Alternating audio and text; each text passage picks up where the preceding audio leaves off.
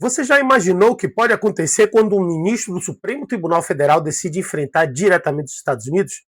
Simplesmente dizendo que as leis e sanções americanas não valem no Brasil? Pois é exatamente isso que o ministro Flávio Dino fez. E acredite, essa decisão não é apenas uma questão de soberania nacional, como eles gostam de falar. Estamos falando de consequências graves para a economia brasileira, riscos que as nossas empresas e um isolamento diplomático que pode custar caro para o nosso país. Mas antes de te explicar os detalhes e as implicações dessa decisão histórica e perigosa, já se inscreve no canal, ativa o sininho e deixa o like e compartilha esse vídeo para que mais pessoas entendam o que realmente está em jogo. A grande mídia não vai te mostrar os riscos reais, mas aqui a gente vai abrir o jogo. Nos últimos dias, o ministro Flávio Dino, recém-chegado ao Supremo Tribunal Federal, tomou uma decisão que caiu como uma bomba no cenário político-diplomático. Ele estabeleceu que leis estrangeiras com sanções aplicadas por outros países não têm efeito automático dentro do Brasil, a menos que passem por uma homologação do Supremo Tribunal Federal. Na prática, isso significa que, se os Estados Unidos sancionarem alguém, como foi o caso do ministro Alexandre de Moraes, alvo da lei Magnitsky, que pune pessoas envolvidas em corrupções ou violações de direitos humanos, essas sanções não podem ser aplicadas automaticamente por bancos brasileiros ou por empresas brasileiras sem que o STF autorize. Isso é uma decisão inédita, porque toca diretamente em um princípio delicado: a soberania nacional versus a ordem internacional. Dino tenta vender essa medida como uma forma de proteger o Brasil de ingerências externas, mas na realidade o efeito é muito mais perigoso. Ele cria uma espécie de escudo para proteger políticos e autoridades brasileiras de sanções internacionais. Para entender melhor, precisamos voltar ao caso do ministro Alexandre de Moraes. Ele foi incluído na lei Magnitsky Global, que é um instrumento legal dos Estados Unidos que permite sancionar indivíduos considerados violadores dos direitos humanos ou envolvidos em corrupção significativa. Essa lei já foi usada contra ditadores, oligarcas russos, líderes corruptos de países africanos e até recentemente com autoridades chinesas envolvidas em perseguição religiosa. Agora, pela primeira vez, ela foi aplicada a um ministro do STF do Brasil. As sanções incluem congelamento de bens nos Estados Unidos, proibição de entrada em território americano e proibição de transações financeiras com qualquer entidade americana ligada ao sistema financeiro dos Estados Unidos. Na prática, qualquer banco internacional que tenha ligação com os Estados Unidos é obrigado a bloquear, né, as contas dessa pessoa sob o risco de também sofrer sanções. E aí que entra o problema. Como a economia brasileira está fortemente conectada ao sistema financeiro americano, essa decisão afeta não apenas a Moraes, mas também a empresas e instituições que tenham qualquer relação com ele. O que Flávio Dino fez foi dizer: calma lá, essas sanções não se aplicam aqui dentro do Brasil e só terão validade se o STF autorizar. Ele chamou isso de uma defesa da soberania nacional. Mas vamos ser claros, isso é, na prática, uma maneira de blindar Alexandre de Moraes e, eventualmente, outros políticos que venham a ser sancionados. Dino quer dar um recado de que o Brasil não se curva às potências estrangeiras. O problema é que essa postura tem um preço altíssimo. Primeiro, pode afastar investidores. Segundo, pode colocar empresas brasileiras em conflito direto com as regras internacionais e pode gerar sanções ainda maiores para o próprio Brasil. Os Estados Unidos não ficaram calados. A embaixada americana em Brasília respondeu duramente dizendo que nenhum tribunal estrangeiro pode anular ou proteger alguém das sanções dos Estados Unidos. Alexandre de Moraes, segundo a resposta da embaixada americana, é considerado tóxico para empresas e indivíduos que queiram fazer negócio com os Estados Unidos. Qualquer pessoa ou empresa que oferecer apoio material a Moraes também será alvo de sanções. Isso é gravíssimo.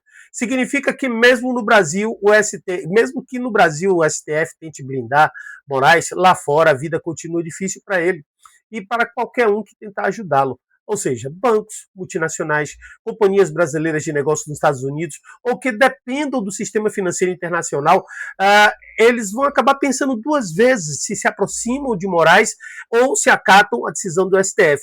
Porque, no fim do dia, quem manda sempre é o dólar, é o Washington, não Brasília. A gente sabe disso. Agora vamos ao ponto central. E o risco para as empresas brasileiras? Imagine que um banco brasileiro, obedecendo a decisão do STF, se recuse a aplicar as sanções contra Moraes. O que acontece? Esse banco pode ser desconectado do sistema financeiro americano. Isso significa perder acesso ao dólar, ao sistema de compensações internacionais e a qualquer operação global. Para um banco ou para uma empresa brasileira, isso seria praticamente a sentença de morte. E não é só o banco. Empresas de exportação, companhias aéreas, indústrias, até startups que dependem de tecnologia americana podem ser punidas caso o governo ou o STF tente criar uma blindagem contra as sanções americanas. Na prática, multinacionais instaladas no Brasil podem decidir sair do país, investidores estrangeiros podem reduzir os seus aportes, exportadores brasileiros podem ter dificuldade de fechar contratos. Tudo isso só gera mais desemprego, mais inflação e mais isolamento econômico. Agora, quais são as consequências para Alexandre de Moraes? Para o próprio Alexandre de Moraes, o que é que muda? Dentro do Brasil, essa decisão do STF pode dar a ele uma sensação de proteção.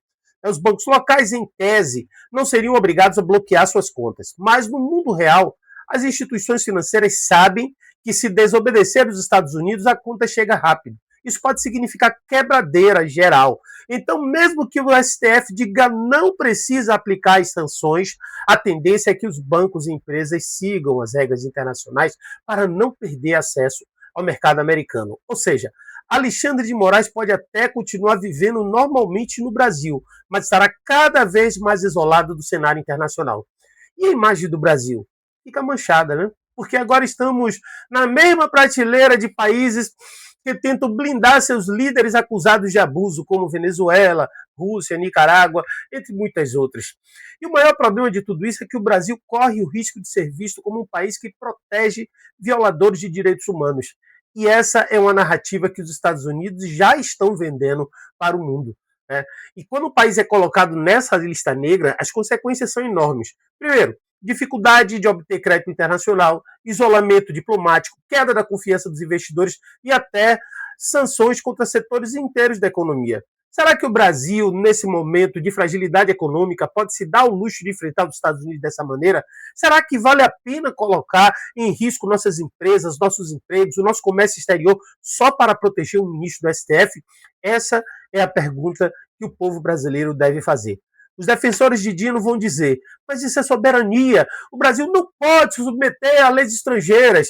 Em teoria, faz sentido. Mas no mundo real, vivemos uma economia globalizada. O Brasil depende do comércio internacional, depende de investimentos, depende do sistema financeiro global. Achar que podemos simplesmente fechar as portas e ignorar os Estados Unidos é uma ilusão soberana, ou melhor, é uma ilusão de que essa soberania é, na verdade, uma bravata. Né? A soberania se conquista com respeito, credibilidade e responsabilidade internacional. Quando o Dino tenta usar esse discurso, na verdade, ele está usando a bandeira da soberania como escudo para proteger interesses políticos.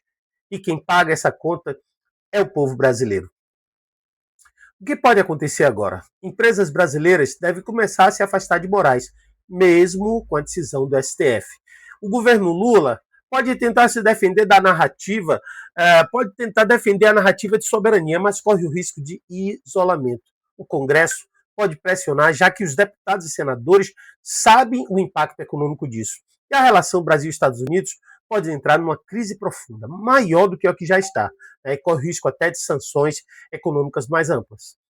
Então, esse é o cenário que Flávio Dino e o STF estão criando, um cenário que coloca em xeque o futuro do Brasil no cenário internacional. Amigos, o que está acontecendo é muito sério.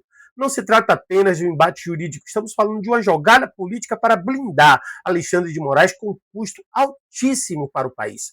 O Brasil corre o risco de ser visto como um país que protege abusos e isso pode custar empregos, investimento e credibilidade. Enquanto isso, nossos ministros no Supremo brincam de desafiar potências internacionais como se isso fosse apenas um jogo de vaidades. Nós, como brasileiros, precisamos abrir os olhos. Essa decisão não é sobre defender a soberania, é sobre proteger interesses particulares em detrimento de nossa economia e de nosso futuro. Se você concorda que o povo brasileiro precisa ser informado sobre isso, compartilhe esse vídeo, se inscreva no canal e deixe o like e ajude a espalhar essa mensagem. Porque, no fim do dia, quem paga a conta dessa decisão desastrosa não vai ser o Flávio Dino, não vai ser Alexandre de Moraes. Quem paga a conta é você, trabalhador brasileiro, que depende de um país respeitado e integrado no mundo para ter emprego e dignidade. Então essa foi a nossa análise de hoje. O Brasil está em uma encruzilhada perigosa. De um lado, a narrativa de soberania usada como fachada. De outro, riscos reais de isolamento e crise. E agora, eu quero ouvir você. O que acha dessa decisão do STF? O Brasil deve enfrentar os Estados Unidos a qualquer custo ou deveria preservar a nossa economia, a nossa posição internacional? Deixe sua opinião nos comentários e até o próximo vídeo.